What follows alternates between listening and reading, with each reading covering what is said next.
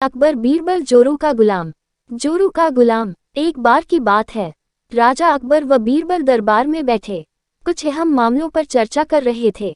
तभी बीरबल ने अकबर से कहा, मुझे लगता है कि ज्यादातर पुरुष जोरू के गुलाम होते हैं और अपनी पत्नियों से डर कर रहते हैं।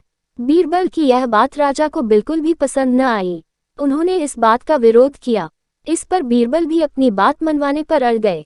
उन्होंने राजा से कहा कि वे अपनी बात को सिद्ध कर सकते हैं, मगर इसके लिए राजा को प्रजा के बीच एक आदेश जारी करवाना होगा। वह आदेश ये था कि जिस पुरुष के अपनी पत्नी से डरने की बात सामने आएगी, उसे दरबार में एक मुर्गी जमा करानी होगी। राजा बीरबल की इस बात पर तैयार हो गए। अगले ही दिन प्रजा के बीच आदेश कराया गया कि अगर यह बात सिद्ध हो जाती है कि कोई पुरुष अपनी पत्नी से डरता है, तो उसे दरबार में आकर बीरबल के पास एक मुर्गी जमा करवानी होगी। फिर क्या था, देखते ही देखते बीरबल के पास ढेरों मुर्गियां इकट्ठा हो गईं और सैकड़ों मुर्गियां महल के बगीचे में घूमने लगीं। अब बीरबल राजा के पास पहुंचे और बोले, महाराज, महल में इतनी मुर्गियां इकट्ठा हो गई हैं कि आप एक मुर्गी खाना खोल सकते हैं, इसलिए अब आप इस आदेश को वापस ले सकते हैं। मगर महाराज ने इस बात को गंभीरता से नहीं लिया और महल में मुर्गियों की संख्या धीरे धीरे और भी ज्यादा बढ़ने लगी।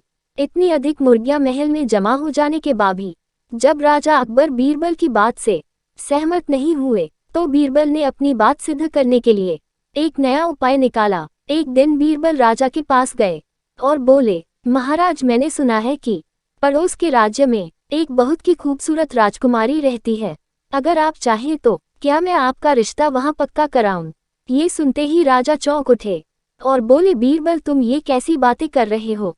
महल में पहले से ही 2 महारानियां मौजूद हैं।